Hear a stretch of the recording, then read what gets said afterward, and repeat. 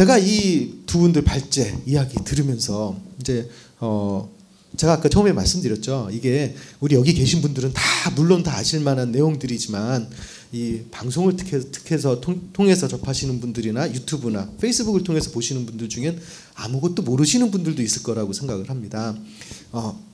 그것 때문에 제가 한번 좀 눈높이를 낮춰서 질문을 먼저 던지겠습니다. 사실 우리 최지범 선임 컨설턴트님께서 말씀을 하셨는데 우리가 왜 싸우는가, 어떻게 싸울 건가에 대해 얘기를 했는데 왜 싸우는가? 이거 우리 감성만으로는 싸울 수 없습니다. 또 이성도 있어야 돼요. 네, 그리고 우리가 의원들을 만나든지 아니면 아무것도 모르는 사람들을 딱 만났을 때 그 사람 우리가 어떻게 설득해야 될까요? 우리가 왜 다카 또 우리 주임어들을 우리가 왜 구제를 해야 될까요? 그리고 한번 그거에 대해서 간단하게 좀 설명 좀 해주실 수 있을까요? 네, 사실 그 드림액트가 처음 나왔던 것이 2001년입니다. 그 당시에 그 전체 서류미비자 1,100만 명으로 추산되는 그 서류미비자들 구제 법안의 추진이 너무 힘들었기 때문에 일단은 그 소위 말해서 부모 따라 미국에 온 죄밖에 없는 드리머들이라도 먼저 그 구제해야 되지 않겠냐라는 이제 그러한 그 아이디어로 그 드림액트가 2001년에 처음 그 연방 상원에 상정되면서 지금까지도 계속 상정과 법제화 실패가 반복되어 왔습니다. 이 그 드림액트가 통과된다는 것은 대단히 중요한 의미를 갖습니다. 그러니까 미국에서 어린 시절부터 미국을 자기의 모국으로 여기고 살았던 이 사람들이 진정한 미국인이 될 수 있는 그 패스웨이가 되기 때문입니다. 그렇기 때문에 그 드림액트의 그 통과 당위성은 당연히 충분하다고 생각하고요. 그 다카가 2012년부터 시행된 이래로 지금까지 한 5년째 지금 시행되고 있고 2012년에 바로 그 취득을 했던 친구들은 그동안 2번 갱신을 했습니다. 저희 민권센터가 2012년부터 지금까지 한 1,200분 정도 그 이니셜 신청과 그 리뉴얼 갱신을 도와드렸는데요. 그 다카를 그 지금까지 쭉 그 시행해 본 결과 굉장히 긍정적인 효과들이 많이 발생했습니다. 이 합법적으로 일을 하게 되면서 이 사람들이 그 중에는 이제 가족 부양을 일익을 담당하기도 하고 또 텍스페이어로서 연방과 주, 시에 대단히 긍정적인 또한 경제적 효과를 또 가져왔습니다. 간단한 예를 드리겠습니다. 지금 텍사스 주가 주지사와 검찰총장이 제일 앞장서서 이 다카의 폐지를 추진해 왔는데요. 만약 그 다카가 6개월 뒤에 정말로 완전히 전면적으로 폐지된다면 텍사스 주는 앞으로 향후 매년 61억 달러의 GDP의 손실을 입게 됩니다. 텍사스가 뭐 반이민 그 스테이트이긴 하지만 거기도 상당히 많은 이민자들이 거주하고 있습니다. 그렇기 때문에 이 다카 더 넘어서 드림액트는 앞으로 그 미국 사회에도 굉장히 긍정적인 그런 효과를 가져올 수 있는 정책입니다. 단순히 또 이 드림액트뿐만이 아닙니다. 사실상은 왜 우리가 이민개혁을 요구하느냐? 현재 그 미국 사회의 그늘에서 살고 있는 그 서류 미비자들을 전면 합법화시켰을 경우에는 분명히 좋은 일이 발생합니다. 저들이 걱정하는 나쁜 일은 별로 발생하지 않습니다. 네, 여러분 아까 뭐 잘 말씀드렸습니다만은 우리 80만이고요. 우리 다카 수혜자들이 그리고 TPS라고 해서 Temporary Protected Status라고 해가지고 소위 말하는 남미 쪽에서 올라온 난민들이 한 25만 명 있습니다. 이분들이 한 이제 100만이 되겠죠. 지금 다카만 문제가 되지만 이 TPS도 지금 문제가 되고 있습니다. 이 폐지를 하느냐 마느냐 돌려보내느냐 여러 가지 이슈가 있습니다만은 1,100만 명 중에서 한 10%가 되는 거고요. 지금 우리가 신분이 없으신 분들이 1,100만 명인데 이것이 미국 전체 인구로 보면 3% 또는 4%입니다. 우리 공화당에서는 이분들한테 신분을 준다든지 뭐 그렇게 되면은 뭐 백인들이라든지 뭐 요게 시민권자들이 잡을 이룬다고 하면서 이거를 지금 밀어붙이고 있는 그게 키 이유죠. 그리고 이민법을 좀 강화를 해가지고 이민법을 잘 지키려고 한다는 게 지금 행정부의 두 가지 핑계입니다. 그렇지만은 아까 말씀드린 대로 이 청소년들인데 이분들이 80만 명 중에서 평균적으로 내보면은 다 10살 미만에 왔어요. 그렇다고 그러면은 우리 애도 지금 중학교에 다닙니다만은 이 친구들은 국민학교부터 중학교, 고등학교, 대학교까지 학교 가면은 초회하잖아요. 그러면은 방송을 통해 가지고 국기에 대한 맹세까지 다 했습니다. 그게 한국의 맹세가 아니에요. 그 Pledge of Allegiance 그거 하죠. 그걸 다 그 친구들 하고 있었어요. 그러니까 페이퍼만 없을 뿐이지 그 친구들 미국 사람들입니다. 그리고 우리 이웃이고요. 그런데 아까 말씀드린 행정부에서는 딱 두 가지 핑계 때문에 이 친구들을 범죄화 시키고 그다음에 기본적으로 주었던 그 추방 명령 유예하고 그다음에 노동 카드를 못 줄이게 하는 겁니다. 물론 의회에서 공을 떠넘겨 가지고 의회에서 좀 퍼머넌트한 그런 지위를 주라고 하지만은 결국 트럼프 행정부는 백악관을 중심으로 해가지고 백인 인종주의자들, 제가 뭐 너무 노골적으로 말하는지 모르겠습니다만은 왜 그렇게 하겠어요? 아까 제가 발제했던 그렇게 많은 집행들을 왜 하겠습니까? 그리고 그것이 취임하고 한 달도 안 돼가지고 1월 25일, 27일 날 발표를 했어요. 그러면 이 친구들은 벌써 선거하면서 다 계획을 짜놨던 겁니다. 그래서 가장 먼저 했던 것이 광범위하고 아주 집중적으로 했던 것이 반이민 정책들이었어요. 자, 그 중에 다카가 가장 우리에게 피부로 닿는 그런 이슈가 되기 때문에 6개월이 지난 지금 우리가 정말 피를 끓는 그런 분노를 가지고 있는 거 아닙니까? 그래서 카몬 센스를 빌리더라도 지금 행정부에서 하는 이 다카에 대한 자세는 정말 옳지 않다. 뭐 그렇게 생각합니다. 제가 부연 설명을 조금만 더 드리겠습니다. 우리 조국 대한민국을 소위 87년 체제, 육공화국 체제라 그럽니다. 그 당시에 이제 헌법이 바뀌면서 그 87년 체제 속에 저희 조국 대한민국이 놓여 있죠. 저는 미국을 1965년 이민법 체제로 규정합니다. 1965년 이민법에는 기념비적인 조항이 두 가지가 있습니다. 첫 번째, 당시까지 아시안 국가들에게 차별적으로 적용되던 그 쿼터제가 철폐되었습니다. 그리고 그때부터 가족 초청이 전면화되었습니다. 바로 그렇기 때문에 1965년 이민법을 근거로 해서 현재 우리가 목도하는 그 다인종이 살고 있는 그런 미국의 그 현재 모습이 형성되었고 앞으로도 우리가 나아가야 될 지향점입니다. 트럼프 행정부는 그 65년 이민법 체제를 전면적으로 되돌리고 싶어하는 것 같습니다. 그렇기 때문에 처음에 제일 약한 고리인 서류 미비자에 대한 공격부터 시작하고 그리고 아까 그 최 변호사님께서도 언급해 주신 대로 합법 이민 숫자까지도 줄이면서 궁극적으로는 과거에 그 백인들만의 영광이 존재했던 그 국가로 다시 시계를 거꾸로 되돌리고 싶어하는 것 같습니다. 물론 대단히 바람스럽지 않은 방식이죠. 네, 감사합니다. 말씀 들으신 것처럼 경제적인 이유, 인도주의적인 이유, 또 여기 미국에서 교육받은 사실 우리 미국 세금으로 우리가 하는 세금, 미국 시민들이 난 세금으로 교육시킨 아주 훌륭한 청년들입니다. 고등학교 이상. 네. 여기 뉴욕시 고등학교 졸업률 혹시 아시는 분 계세요? 네. 올해 좀 올랐을지 모르겠네요. 60% 정도밖에 안 됩니다. 매년. 네. 고등학교 졸업하는 거 우리 한국 분들 너무 쉽게 생각하는데 그렇지 않습니다. 상당히 교육 받은 사람들이고, 네. 이런 젊은 훌륭한 청년들을 다 우리 내보낼 수 없죠. 네.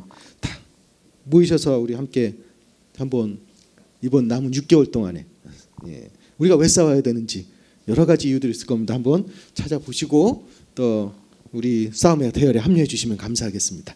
자, 그다음 우리 또 질문. 제가 또 우리 오늘 얘기들이 발제가 이렇게 된 것 중에서 좀 빠져 있는 내용들이 좀 있는 것 같아요. 자, 의회가 우리 지금 공은 이걸 가기 전에 이걸 먼저 해야 되겠네요. 자, 트럼프가 우리 트럼프 행정부가 9월 5일 날 발표를 했습니다. 구체적으로 우리가 얘기를 했지만은 발표 내용이 뭔지에 대해서 잘 얘기를 안 한 것 같아요. 오늘 커버를 안 했던 것 같습니다. 짧게 한번 최영수 변호사님 간단하게 좀 요약 좀 해주시겠습니까? 네, 9월 5일 날 아까 말씀드렸듯이 공화당 성향 10개 주 검찰총장이 9월 5일까지 폐지를 안 하면 자기들 소송을 하겠다고 했죠. 그러니까 그날 맞춰가지고 트럼프 행정부에서 다카를 폐지한다는 걸 발표를 했습니다. 그것도 자기 입을 빌려서 하신 거 아니고 법무부 장관의 입을 빌려서 했습니다. 이 제프 세션이라는 법무부 장관은 그 드림 법안에 굉장히 반대를 했던 공화당 의원이었습니다. 자, 그 발표 내용은 다 이렇습니다. 우리가 지금 아까 말씀드린 두 번을 갱신했는데 한 5년, 4년 정도 됐습니다만은 9월 5일 기점으로 신규 다카는 받지 않습니다. 자, 그게 첫 번째고요. 그 다음에 현재 그러면 갖고 있는 사람.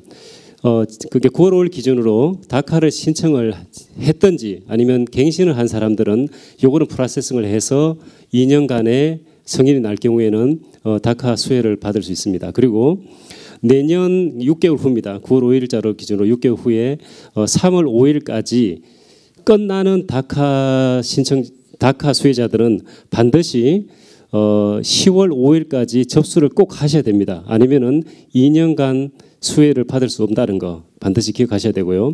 그러면은 내년 3월 5일 이후에 이 본인이 신청했던 그 기간이 끝나는 사람은 어떻게 되느냐? 더 이상 갱신이 없습니다. 자, 그다음에 우리가 이 다카라는 것은 추방을 유예해주고 그다음에 노동카드를 신청하는 건데, 그리고 부가적으로 있었던 게 여행 허가증을 발행을 했습니다. 그 공식적으로 9월 5일자부터 여행 허가를 발행하지 않습니다. 그리고 실제 9월 5일 기준으로 여행 허가 신청서를 해놨으면은 프로세싱을 하지 않고 피를 돌려드리는, 그러니까 더 이상 여행 허가는 안 됩니다. 그리고 혹시 한국에 이제 나가서 여행 허가증을 갖고 가신 분들은 이제 들어오는 때 문제가 있을 수 있다는 그런 뭐 우려를 합니다만은, 결국은 이게 다카가 6개월 동안 유예를 받았기 때문에 들어오는데 문제가 되면 안 되겠죠. 그래서 걱정하지 마시고 일단 들어오시고요.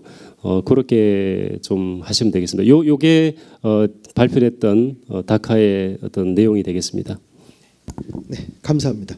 자, 그럼 우리 6개월 유예 기간 그 발표 내용 들으셨죠? 6개월 유예 기간 왜 줬을까? 네, 공을 의회로 차 넣었습니다. 네, 의회가 합법적인 해결책을 마련해 주길 바란다라는 메시지를 던졌어요. 자기가 없애겠다고 해놓고 그 유예 기간을 놓은 거 아주 고도의 정치적인 술수인 것 같습니다. 자, 그럼 6개월 의회 동안에 의회가 어떤 법안을 통과시킬 수 있을까요? 통과시킨다 그러면 어떤 거를 어떻게 통과시킬까요? 가능성이 있는지 한번 두 분 중에 말씀해 주시죠. 네. 한국말이 약간 서툴어가지고 제가 최대한 노력하겠습니다. 근데 지금 보게 되면은 일단 그 행정부랑 그다음에 입법부, 그 콩그레스라 그러죠. 지금 두 군데가 이제 그 공화당 위주로 이제 있습니다. 그래서 대통령도 이제 공화당 대통령, 그다음에 하원, 상원 둘 다 이제 공화당 그 성향이기 때문에 지금 솔직히 힘든 싸움이 될 겁니다. 솔직히 말씀드리자면요. 근데 그렇기 때문에 이제 우리가 포커스를 다카에만, 그다음에 드림 액트만 하는 게 아니고 이제 그 이민 개혁으로 나가는, 왜냐면은 저희가 지금 10가지를 바란다고 해서 10가지를 다 얻을 수 있는 상황이 아닙니다. 정치적으로. 그래서 이제 컴프로마이즈 이런 것들을 해서 뭐 저희도 물론 이제 그런 거 계획을 잘 짜야죠. 왜냐면은 뭐 한 가지를 얻는다고 이제 두 가지를 잃는다 그러면 저희한테 그게 도움이 안 되는 거니까요. 그래서 10가지를 얻어서 5가지를 얻을 수 있는 그런 상황을 지금 저희가 만들어야 되기 때문에 아까 차주범 그 컨설턴트 분이 말씀하신 것처럼 이민개혁으로 나가야 된다. 저는 그렇게 동의를 합니다. 그래서 그렇기 때문에 저희가 싸워야 될 그런 많은 시련들이 있고요. 근데 지금 볼 때 저는 일단 긍정적이고 싶습니다. 왜냐면은 뭐 약간 6개월 동안 시간도 있고 그다음에 일단 의회가, 근데 가장 중요한 거는 또 말씀드리지만 저희가 모멘텀 이제 그걸 살리는 게 제일 중요하다고 생각해요. 왜냐면은 지금 태풍 이제 그것 때문에 피해가 나서 이제 그런 비를 통과하는 것도 있고, 그다음에 지금 그 뎁 실링이라 그래가지고 이제 그 매년 나온 얘기죠. 뭐 정부를 셧다운 한다든지 그래가지고 그런 얘기들이 많이 나오기 때문에 저희가 이제 좀 더 많이 목소리를 높이고 이제 좀 더 많은 노이즈를 만들어가지고 이제 그런 것들 이제 이민이 이제 좀 더 중점이 될 수 있는 이제 그런 상황을 만드는 게 제일 중요하다고 생각합니다. 제가 조금 더 구체적으로 이제 설명해 드리면 앞으로 향후 6개월간 저희들은 의회에서 몇 가지의 다른 움직임을 아마 목격하게 될 겁니다. 그러니까 첫 번째는 벌써부터 이제 그런 움직임이 있는데요. 그러니까 드림 액트 스탠드 얼론 빌, 그러니까 드림 액트를 그 단일 법안으로 상정해서 그러니까 드림 액트를 이제 통과시키는 거죠. 그런 이제 전략이 있을 수 있는데 그렇게만 될 수 있다면 굉장히 그 좋은 거죠. 다카는 2년짜리 행정명령으로서 그 합법 이민 신분을 부여해주지 못하는데 만약에 드림 액트가 통과된다면 우리 드리머들이 진정한 그 아메리칸으로서 살 수 있는 길이 활짝 열리겠죠. 그런데 그 드림 액트 스탠드 언론 빌만 그 추진했을 경우에는 몇 가지 걱정거리도 있습니다. 왜냐하면은 지금 정정래 씨께서 말씀하신 대로 현재 의회 구도 그리고 현재 정치권 구도상 그러니까 합의가 되지 않는 법안은 아마도 통과되기 힘들 겁니다. 그런데 그 드림 액트만 단일 법안을 추진할 경우에는 쉽게 말해서 우리 쪽에서 주는 게 없이 우리가 얻고자 하는 것만 추진하게 되면은 그것을 아마 성취하는 것은 조금 힘들 수도 있고요. 그리고 또 하나 제 문제는 참 이 민주당의 계륵입니다. 계륵. 제가 보기에는 우리의 그 정치적 우군인 건 사실입니다. 정치의 우군인 건 사실이지만 언제나 그 이민개혁에 대한 책임성, 본인들의 책임성 부재를 공화당의 존재에게 이렇게 그 익스큐즈를 주면서 확실하게 책임지는 모습을 지금까지 보여주지 못했습니다. 그런데 이 드림 액트 스탠드 얼론 빌로 단일 법안으로서 추진되는 형식만 취할 경우에는 어쩌면 이것이 민주당에게 다시 한번 알리바이를 제공하는 그런 명분 축적용으로 이용될 수도 있다라는 저는 그런 정치적인 염려를 합니다. 아니면은 저의 개인적인 바람이기도 합니다만 제가 아까 발제에서도 말씀드렸습니다만 그 부분적인 그 미봉책으로서는 절대로 이민 시스템이 개혁될 수 없습니다. 서로 드림 액트가 통과되더라도 그것은 130만에서 170만 정도로 추산되는 대단히 한정된 파퓰레이션만 커버할 뿐입니다. 역시 한 800만 명 정도의 서리 미비자는 그대로 남게 되고 그 문제는 계속해서 우리 사회 그리고 미국 정치권의 커다란 과제로 남게 됩니다. 그렇기 때문에 이번에야말로 반이민 세력이 원하는 이민개혁의 어떤 그 요구 조건들 그리고 우리가 생각하는 이상적인 포괄적 이민개혁의 요구 조건들 거기에는 서리미비자 합법화, 향후의 그 비자 시스템 정비, 국경수비 등 여러 가지 그 컴포넌트들이 포함될 겁니다. 이것을 전부 다 테이블 위에 올려놓고서 진정한 힘겨루기를 한번 해봤으면 좋겠습니다. 근데 바로 그 상황이 되기 위해서는 우리가 싸워야 됩니다. 그러니까 어게인 2006년이죠. 우리가 의원들에게 압력 활동도 하고 온라인 오프라인 서명운동도 하고 그리고 또 저는 이제 워싱턴 DC에서도 크게 한판 벌어질 것 같은데요. 그런 매시브 랠리도 하면서 우리가 정치적 동력을 최대한 확보해서 더 이상 다카의 문제가 아닌 또 드림 액트의 문제만도 아닌 그야말로 포괄적 이민개혁안을 통해서 현재 이민 시스템을 근원적으로 개혁할 수 있도록 그런 모멘텀을 확보해 나가는 노력들 그것이 정말 중요할 것 같습니다. 제가 부연 설명 한 가지 하겠습니다. 사실적으로 보면 이게 참 힘든 싸움인 것 같아요. 우리가 밖으로 나가고 하는 것도 말씀했습니다만 의회의 입장에서만 보면 우리가 2001년도에 처음으로 딕 저번 의원께서 처음으로 드림 액트라는 걸 했는데요. 해마다 드림 액트가 나왔는데 이게 정말 꿈이었어요. 말 그대로 드림 액트입니다. 그리고 오바마 대통령이 8년 동안 집권했잖아요. 원년에 이민개혁을 하겠다고 했는데 못했어요. 그리고 재선을 하실 때 다카 청소년들이 그리고 이민자들이 요구를 하고 거리에 나가기 때문에 그것도 겨우 받은 겁니다. 이 다카라는 게. 그래서 현재 우리가 이런 것들 본다 그러면은 8년간은 우리가 의회를 구성을 보면 지금은 상원 하원이 다 공화당이 다수입니다. 그런데 트럼프 대통령은 대통령이면서 의회에서도 민주당이 다수였어요. 양 하원이. 그래서 굉장히 어려운 싸움이 될 거라고 하지만은 한 가지 간과하지 말아야 될 거 이런 겁니다. 지금 다카를 폐지하고 드림 법안을 의회로 넘긴 것은 아까 제가 뒤에서 빽빽하게 썼던 그 집행 중에 가장 영리한 작전이에요. 무슨 얘기냐면 다카를 볼모로 해가지고 우리 청소년들을 볼모로 해가지고 이거를 바게닝 칩으로 합니다. 80만 명이 100만 명이기 때문에 그 서류 미비자의 10분의 1입니다만은 그리고 우리가 반드시 영주권을 해줘야 되는 그런 집단입니다만은 그렇다고 할지라도 그 바게닝 칩을 통과시키고 바게닝 칩을 해서 드림 액트를 통과시키고 그 대가로서 아까 말씀드린 정말 말로 표현할 수 없는 치밀한 반이민 정책을 추진한다 그러면은 우리는 그 싸움에서 저는 패배한다고 생각합니다. 그래서 항상 우리는 이 사실을 좀 견지를 하고 의회에서 하는 일에 대해서 간섭하고 해야 될 거로 그렇게 좀 했으면 좋겠습니다. 그러니까 제가 차마 그 바게닝 칩이란 단어를 사용하기가 뭐해서 사실은 그 말씀을 안 드렸는데 정확한 말씀이십니다. 사실은 우리 드리머들이 참 이 동네북 지금 취급을 당하게 생겼습니다. 그 2012년에 그 사실 별거 아닌데 따지고 보면은 그 다카 혜택을 줘놓고 그것도 이제 뺏고서 이 우리 드리머들의 운명을 볼모로 해서 의회에서 핑퐁 탁구를 칠 그럴 좀 정치적 환경으로 흘러갈 가능성이 굉장히 많습니다.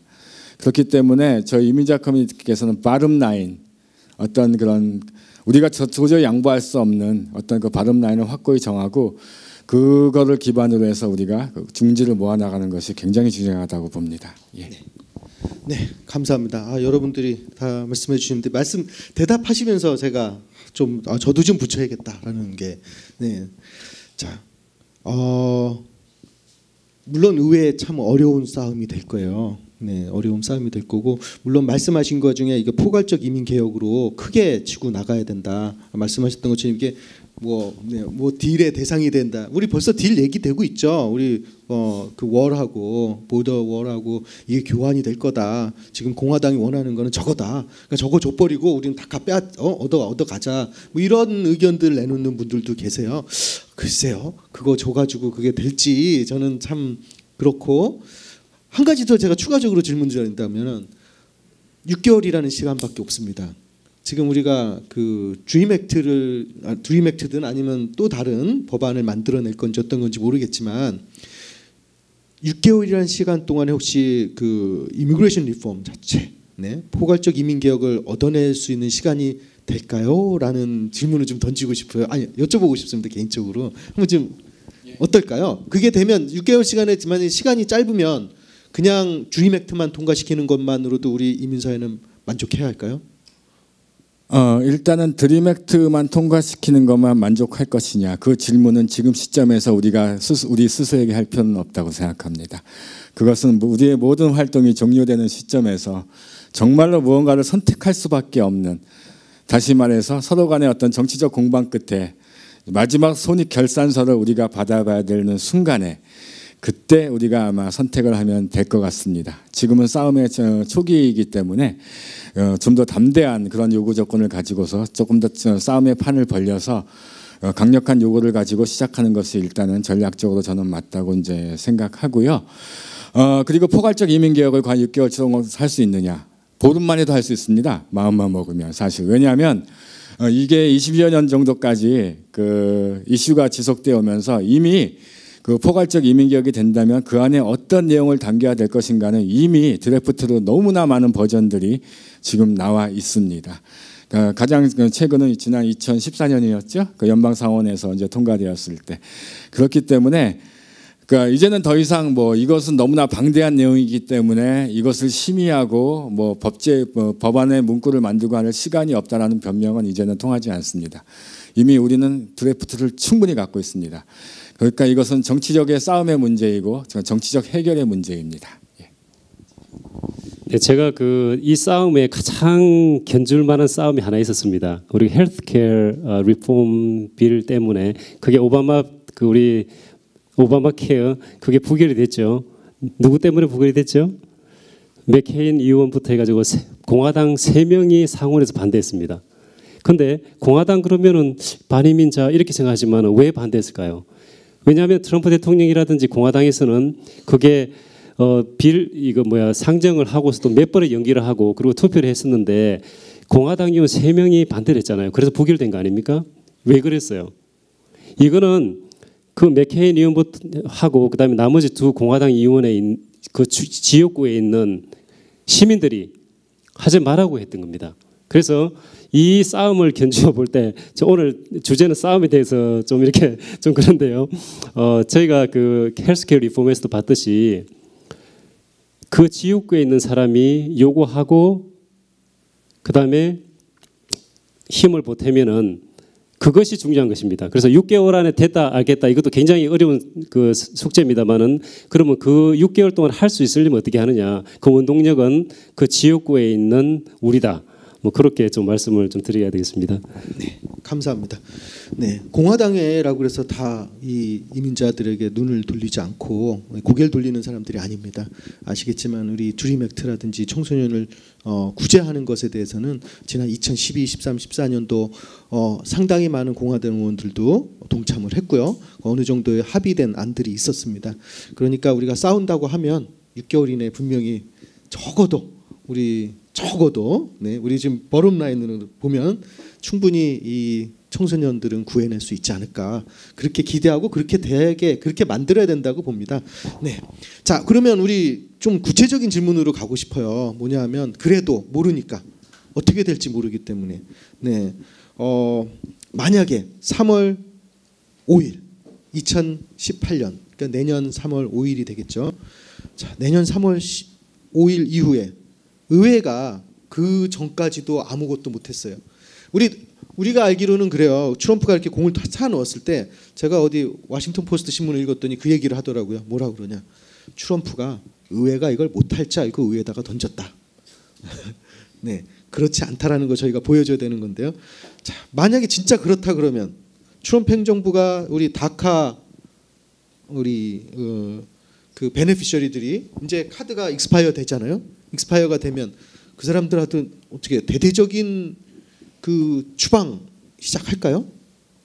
어떻게 기대하시나요? 네, 공식적으로는 뭐 안 하죠. 뭐 트위터 상으로서 그렇고요. 그리고 실제 그 기자들이 질문했을 때에 트럼프 대통령하고 법무부 장관도 프라이어티는 아니다, 우선순위는 아니다고 하는 거죠. 이게 이제 연방 정부에서 이민을 집행을 할 때 아까도 말씀드린 한 2만 명이 있습니다. 그래서 15,000명을 더 충원한다고 했는데 충원을 해도 이 100만 명을 다 잡아서 할 수 없겠죠. 그래서 제가 볼 때는 3월 5일이 지난다 할지라도 그리고 드림 액트를 통과 안 할지라도 집행 대상에서는 제외가 되지 않겠느냐 하는 그런 조심스러운 전망을 할 수밖에 없다. 저는 그렇게 생각합니다. 그래서 너무 걱정하지 마시되 6개월 동안 정말 네, 의회를 움직이는 그런 감동의 물결이 있었으면 좋겠습니다. 최 변호사님 전망이 네, 아마 저도 아마 그렇게 되지 않을까 이제 생각은 합니다. 근데 다만 이제 저는 다른 측면을 좀 말씀드리려고 했는데 우리가 뭐 오바마 행정부를 추억하시는 분들이 많으실 겁니다. 트럼프 행정부에서 워낙 엄청난 일들이 벌어지고 있기 때문에 그런데 오바마 행정부에서 역사상 최대 숫자의 이민자들이 추방되었습니다. 매년 40만 명 정도가 추방되었죠. 그렇지만 여전히 이민 개혁 문제는 끝나지 않고 있습니다. 그러니까 추방과 단속만으로는 절대로 이 문제를 해결할 수가 없습니다. 그렇기 때문에 거듭 말씀드린다마는 그러니까 추방과 단속의 요건은 강화되더라도 근원적으로 현재 존재하고 있는 11 밀리언 서류 미비자 분들의 어떤 그 합법적 그 어떤 신분 취득이나 그런 것들이 포함된 그런 종류의 이민 개혁이어야 됩니다. 이것은 트럼프 대통령 본인이 무엇보다도 잘 알고 있을 것입니다. 누구라도 지금 가장 이 걱정하시는 부분들은 이럴 거예요.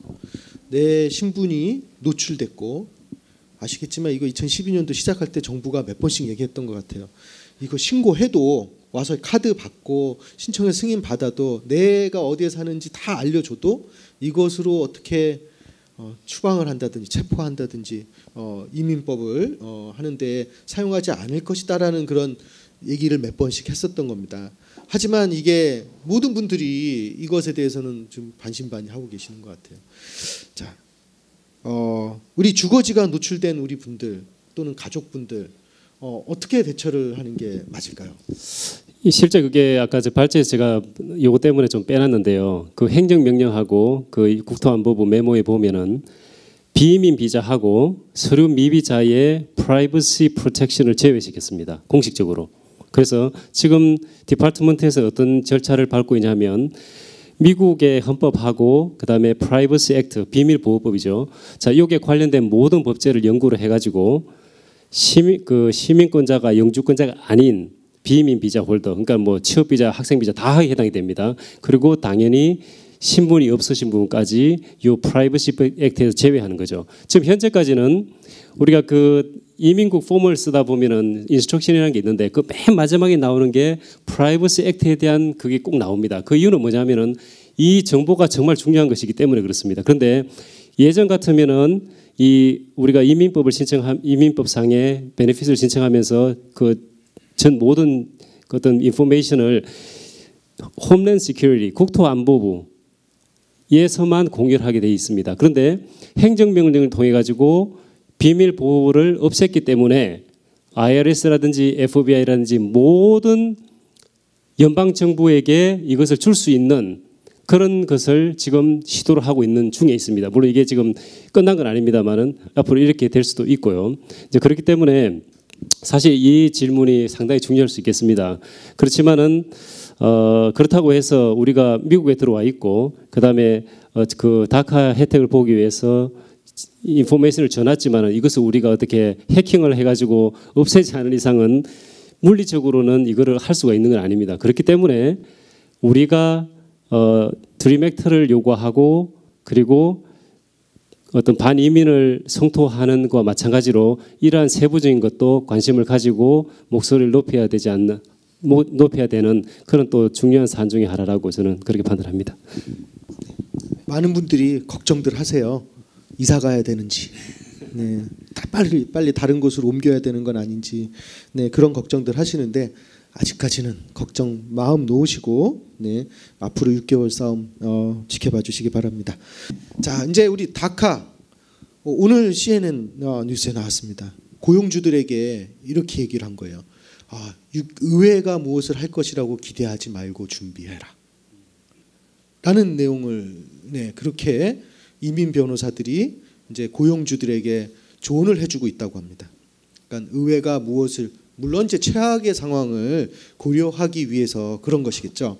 자, 우리 다카 베네피셔리들 직장 다니고 있고 학교 다니고 있고 지금 이제 열심히 사회 활동을 하고 있는데 이 카드가 익스파이어 되면 어떻게 대처해야 될까요? 어떤 일이 고용주는 어떤 걸 해야 되고 우리 본인들은 어떤 것을 해야 하는 게 맞을까요? 우리 변호사님, 네, 최영수 변호사. 네, 네, 변호사 입장에서 좀 간단히 말씀 드리도록 하겠습니다. 일단은 이렇게 이해하시면 되겠습니다. 사실은 노동 카드가 없으면은 법적으로 일을 못하기 때문에 한인 사회는 이게 좀 덜한 것 같아요. 그리고 우리 라티노에서도 우리가 소위 말하는 캐시 받고 일한다 뭐 그런 관념이 있기 때문에 크게 우려를 하지 않아도 되겠습니다만은 특히 이제 우리가 아까도 제가 말씀드렸듯이 이 친구들은 국민학교, 고등학교, 대학교까지를 다 여기서 나온 사람들이에요. 그렇기 때문에 많은 사람들이 주류에 있는 회사에 일하는 경우가 많습니다. 굉장히 좋은 자리에. 그런데 제가 변호사로 느끼는 것은 만약에 노동 카드가 만기가 되면은 이 친구들이 이 회사들이 주류에 있는 미국 회사들이 그 고용 관계를 더 갱신하지 않을, 그러니까 연장을 하지 않을 가능성이 상당히 높습니다.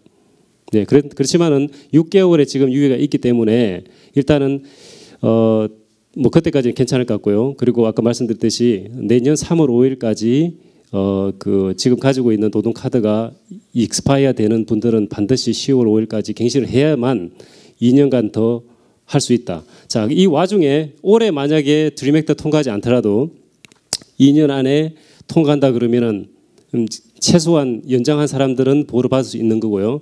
그리고 트럼프 대통령이 뭐 제가 굉장히 개인적으로는 참 상상할 수 없는 인물입니다만은 그래도 그분이 우리나라의 대통령이기 때문에 그분이 한 트위트를 참 이렇게 생각하지 않을 수가 없습니다. 만약에 6개월 안에 드림 액트가 통과하지 않았을 경우에 자기가 이 이슈에 대해서 다시 리비짓 한다고 얘기를 했습니다. 그렇기 때문에 뭐 그런 입장에서 볼 때 혹시 만기가 된 노동 카드를 갖고 있는 경우라도 너무 지금 현재로는 걱정을 하지 마시고요. 우리가 늘 그래왔듯이 이민자의 아들 딸로서 자신을 가지고 뭐 계속 본업에 임해 주셨으면 하는 그런 바람뿐입니다.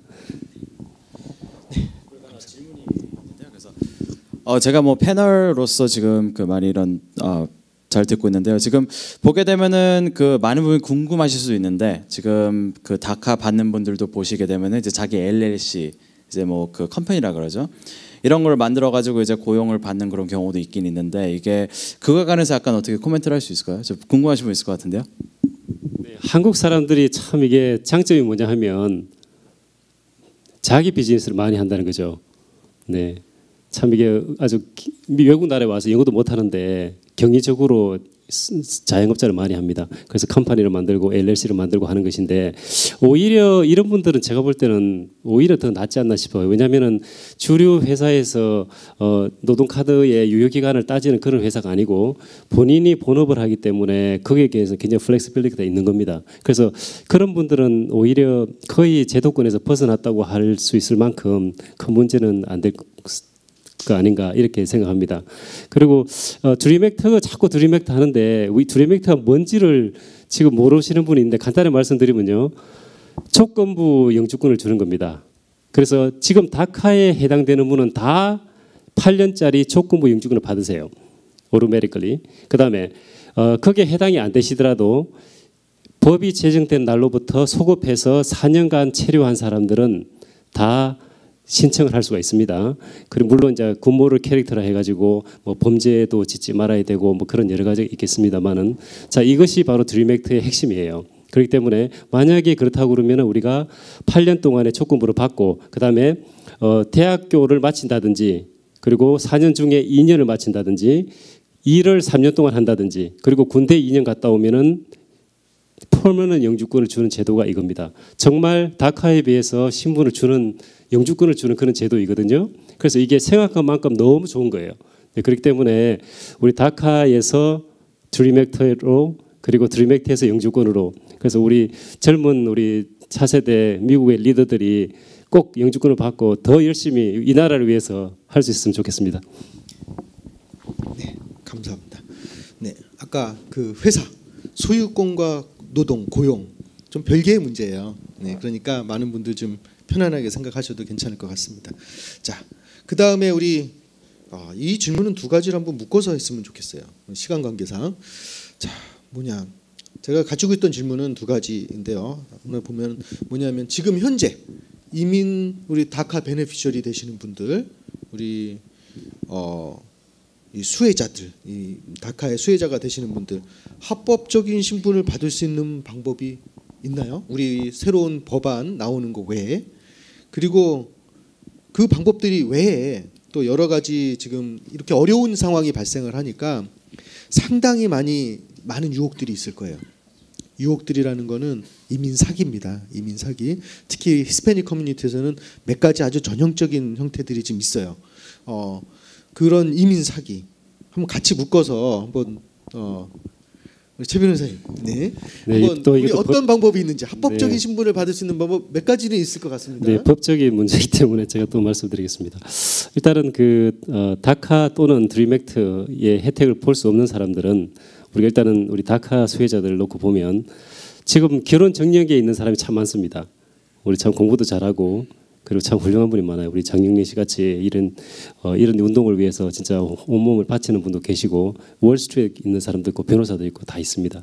자, 이런 분들은 결혼을 해서 영주권을 받는 게 가장 빠른 일입니다. 시민권자 배우자를 통해서 신분을 전환하는 방법이 가장 쉬운 거고요. 그다음에 245I라는 불체자 사면 조항이 2001년도 4월 30일 날 어떻게 보면은 이제 혜택을 보는 마지막 날이었습니다. 2001년도가 다카가 처음 얘기된 해일 수도 있어요. 그 이후로 16년이 지났습니다. 그래서 참 미국 이민 이 제도가 얼마나 브로큰 됐으면은 15년 동안에 그렇게 상원 하원 우리가 거리로 나가서 했는데도 아직까지 그걸 못 하고 있거든요. 그렇죠. 그래서 혹시 2001년도에 마무리가 되었던 그 245I 조항에 해당이 된다 그러면은 혜택을 볼 수 있는데 두 가지입니다. 부모님이 만약에 245I로 영주권을 받았을 경우에는 그랜드파더 돼가지고 그 자녀들도 취업이라든지 그 다음에 가족으로 영주권을 신청을 받을 수가 있으면은 영주권을 할 수 있는 기회가 있습니다. 스폰서가 있을 경우에. 자, 요 정도가 되고요. 그 다음에 수동적입니다만은 영주권을 받는 제도가 한 가지 더 있는데 그거는 뭐냐면은 우리가 이제 비신분이잖아요. 그리고 트럼프 대통령께서 집행 대상을 넓혀가지고 단순 불체자도 지금 추방을 하기 위해서 이민 법원으로 이제 소환하는 경우가 있습니다. 자, 그때 10년 지나고 본인이 10년 이상 살았고요. 그 다음에 배우자라든지 그 다음에 이제 자녀가 그 시민권자인 경우에는 혹시 불법으로 들어왔다 할지라도 그 추방을 캔슬을 하고 영주권을 주는 제도가 있습니다. 그걸 이제 법적으로는 cancellation of removal 이렇게 합니다. 그래서 아까도 말씀드렸듯이 이민 재판에 회부됐을 경우에 구제 조치가 꽤 있습니다. 그렇기 때문에 포기하지 말고 거기에 해당이 되는지를 충분히 가름해가지고 소극적이나마 영주권을 받을 수 있는 제도. 뭐 제가 볼 때는 크게 그 세 가지인 것 같고요. 많이 없습니다. 그러니까 그래서 이 드림 액트만이 방법일 수가 있고요. 이민 사기는 어디에도 있었습니다. 뭐 흔히 이런 거죠. 뭐 3만 불 줄 테니까 뭐 내가 영주권 해줄 테니까 그래도 놓고 돈 다 받고 난 다음에 안 해주는 거예요. 그래서 뭐 플러싱에 뭐 투베드룸 아파트먼트를 하나 내가 갖고 있는데 내가 3만 불을 받고 예를 들면 네가 같이 사는 거로 하면서 7개월 있다가 인터뷰를 하고 영주권 해주겠다. 그러면서 돈 다 받고 안 해주는 경우도 있고 뭐 그것 때문에 더 문제가 되어서 나중에 실제 불체자 사면 조항이 의회를 통과했을 경우에 오히려 더 그게 걸림돌이 되는 경우가 많이 있습니다. 그렇죠? 그리고 변호사 중에서 이상한 변호사들이 있어요. 특히 뭐 특정 인종을 하기는 좀 그렇습니다만 메인스트리트에 있는 뭐 예를 들면은 거기에서 뭐 이번에 이제 다카가 이제 폐지가 됐기 때문에 특별하게 자기들이 이민국 직원을 아는데 이런 제도가 있는데 뭐 2만 불을 주면 해주겠다 뭐 그런 것들이죠. 자 그래서 이게 룰 오브 썸은 뭐냐면은 이민법상에 너무 좋아서 too good to be true입니다. 너무 내가 생각할 때 너무 좋아. 그건 다 거짓말이에요. 그래서 반드시 그 잣대를 이용하시고 혹시 이민 사기가 희생자가 되지 않도록 가장 중요한 이유는 이민 사기에 해당이 돼가지고 우리가 가짜 서류를 넣잖아요. 그 때문에 드림 액트도 안 되고 다 안 되는 겁니다. 그리고 심지어는 시민권자 배우자를 만나가지고 나중에 정식적으로 시민권 영주권 신청했을 때도 그것이 문제가 될 수 있는 확률이 높습니다. 이제 그렇기 때문에 우리가 인내심을 가지고 뭐 계속적으로 관심을 갖는 게 중요할 것 같습니다. 방금 말씀하셨던 거 있죠. cancellation of removal. 아주 전형적인 히스패닉 커뮤니티에서 아주 만연하고 있는 이민 사기 전형입니다. 뭐라고 묻냐? 10년 이상 미국 살았어? 너 됐어. 그러면 너는 영주권 받을 수 있는 거야. 그러고서는 네, 돈도 받고 뭘 하죠. 그리고 그 멀쩡히 있는 사람을 신고를 하고 네. 그 기준이 근데 아주 높아요. unusual extreme hardship이에요. exceptional extreme hardship이에요. 그 증명하는 게 쉽지가 않거든요. 네. 근데 그냥 갖다가 넣고 뭐 그런 경우들이 있고 또 한 가지 아까 그 메인스트림 얘기하셨는데 또 한 가지는 뭐냐면 한국 국적 있는 분들한테 어사일럼 신청하라고 그러는 분들이 있어요. 제가 최근에 접한 바로 중국 변호사들이 접근해서 너네들 5,000불 가져오면은 어사일럼 신청해 준다. 현재 한국 정부가 그런 무자비한 정권이 아니기 때문에 어사일럼 지금 못 받으세요. 근데 한국 여권임에도 불구하고 이상한 중국 쪽 얘기를 듣고 가시는 분들 문의하시는 분들이 있으십니다. 절대 그런 데는 빠지시지 마시기 바랍니다. 자, 우리 마지막으로 우리 이 방송 들으시면서 우리 보시면서 6개월 동안 싸워야 되겠다. 우리 나가자. 네, 이제 피가 좀 다 끓으시는 분들 계시죠. 우리 뭐 해야 되나요? 어디 구체적으로 어떻게 해야 될까요? 한번 좀 안내해 주시면 저희 같이 참여할 수 있는 방법이요. 짧은 소견이지만 제가 몇 가지 말씀드릴게요. 그러면은 일단 첫 번째는 아까 자꾸 말이 나왔던 그런 경우인데요. 이제 그 거리로 이제 나가는 겁니다. 이제 저희가 이제 저희 커뮤니티 의견을 표출할 수 있는 방법이 여러 가지 있는데 제가 생각하기에 가장 효과적인 거는 숫자로 승부를 하는 거죠. 예를 들어서 뭐 아까 차주범 컨설팅님께서 말씀하셨지만 LA에서 100만 명, 뉴욕에서 40만 명, 그 다음에 DC에서 1월 달에 그 워먼스 마치라 그래가지고 큰 이벤트가 있었죠. DC에서 아마 제일 큰 이벤트였는데 거기도 아마 100만 명이 넘게 왔을 거예요. 그래서 이민자 커뮤니티가 진짜 힘을 보여줄 때가 왔다. 그 다음에 미디어에 이제 우리가 이런 정치력이 있다 이런 걸 보여줄 때는 진짜 거리 나와야 되는 그런 겁니다. 그래서 지금도 오늘도 있었어요. 이제 트럼프 타워 바로 앞에서 이제 뭐 데모 시위 이런 것도 많이 하고, 그 다음에 앞으로 6개월 동안 오늘 하루만 있는 이벤트가 아니고 그런 이벤트가 쭉 있을 겁니다. 그래서 민권센터 웹사이트라든지 뭐 페이스북 페이지 요즘 많으시죠? 아니면 뭐 다른 단체들 아시는 단체들 뭐 페이스북 페이지 이런 데 가시게 되면은 이벤트가 쫙 나옵니다. 언제 몇 시, 그다음에 며칠, 그다음에 어떤 식으로 참여를 할 수 있는지 그런 걸 보시게 되면은 거기에 참여를 하시는 게 제 생각에 제일 중요하다 생각하고요. 그다음에 두 번째로 제가 생각할 수 있는 거는 이제 그 아까 제가 말씀드렸지만 유권자분들이실 경우에는 이제 그 저희가 6개월만 바라보는 게 아니고 6개월 뒤에도 이제 바라봐야 되겠죠. 그래서 투표를 안 하시거나 등록 안 하신 분들은 등록을 하셔가지고 이제 그 미민자의 유권자의 힘을 보여주는 이제 그런 경우도 있습니다. 그리고 또 이제 그 커뮤니티 멤버이신 분들 경우는 이제 그 의원이라든지 그다음에 시의원, 그다음에 이런 분들을 통해 가지고 이제 편지라든지 저희가 또 서명운동 이런 거 하니까 저희가 그런 걸 모으게 되면은 이제 그 의원들한테 보내거든요. 그래서 그런 것들을 통해 가지고 이제 그 의견을 전달할 수 있고 그런 것들을 통해서 우리의 숫자를 알릴 수 있는 저희가 그게 되게 중요하다고 생각합니다. 그리고 한 가지 드리머로서 말하고 싶은 거는 이제 그 저희 커뮤니티가 이제 목소리를 내시는 분이 많이 없잖아요. 솔직히 보게 되면은 이제 뭐 자기 신분 때문에 그 신분 이런 걸 되게 숨기고 싶어하고 그런 경우가 많은데 이럴 때일수록 저희가 이제 그 저희 목소리를 높이고 그다음에 이제 뭐 드리머로서 커밍아웃 이런 거라 그러죠. 그래서 그 신분에 기죽을 필요 없이 신분 때문에 무서워할 필요 없이 이제 남들에게 그다음에 나의 친구들에게 이제 그 이런 상황이 돌아가고 있으니까 이제 이런 것들을 해결하기 위해서 힘을 뭉쳐야 할 때다 이런 식으로 이제 그 설득이라든지 대화를 나눔으로써 이런 주제를 알리는 게 제일 중요하다고 제가 생각을 합니다.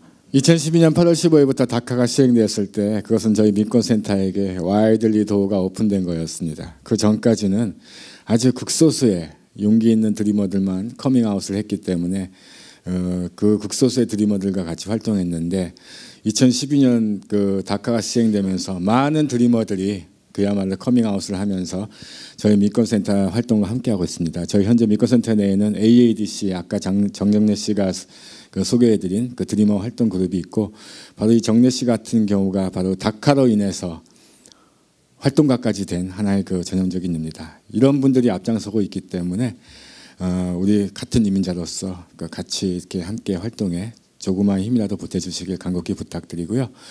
제가 아까 말씀드린 2006년 대규모 마칠 때 뉴욕 타임스가 사설에서 말했습니다. 슬리핑 자이언트 웨이크업.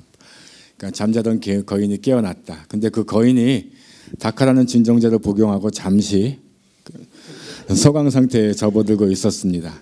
이제 다시 한번 깨어날 시간입니다. 네, 제가 말씀드리고 싶은 건 현재 우리 뉴욕에 살잖아요. 뉴욕, 뉴저지, 커네티컷이 우리 트라이스테이트인데 실제 우리가 보호막이 없는 건 아닙니다. 지금 우리 참 제가 존경하는 우리 차주법 민권센터 컨설턴트 그리고 장영래 이런 분이 많아요. 그리고 지금 시민참여센터에서 10명의 이민 변호사로 구성된 이민자 보호 법률 대책위원회도 있고요.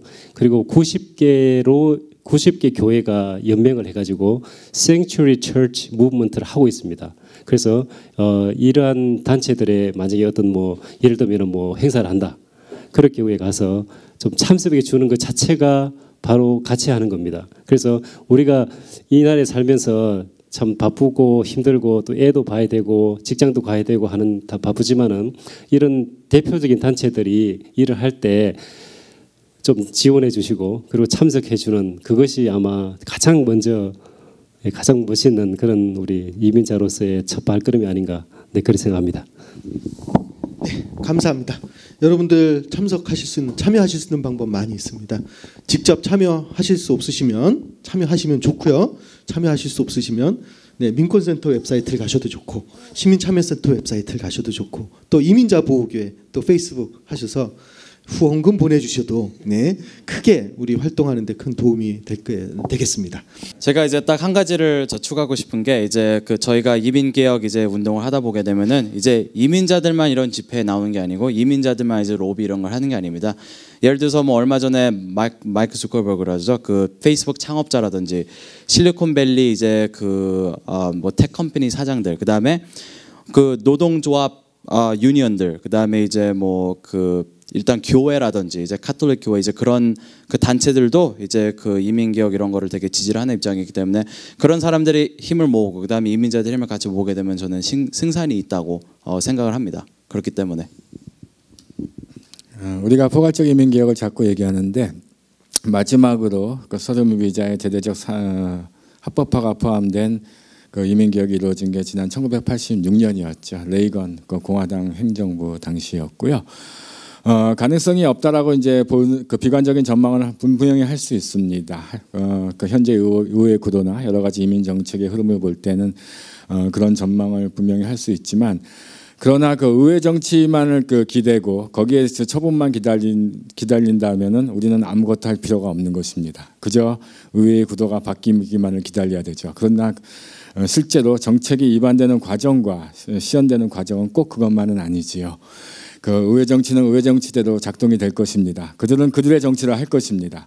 우리는 우리의 정치를 하면 됩니다. 우리의 정치는 그 가능성을 최대한 높일 수 있도록 힘차게 대중 캠페인을 펼쳐나가면서 다양한 방식으로 함께 싸워나가는 것이라는 거, 그거 말씀드리고 싶습니다.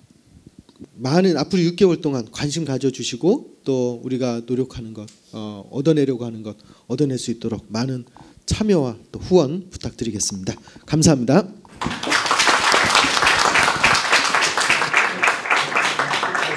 감사합니다.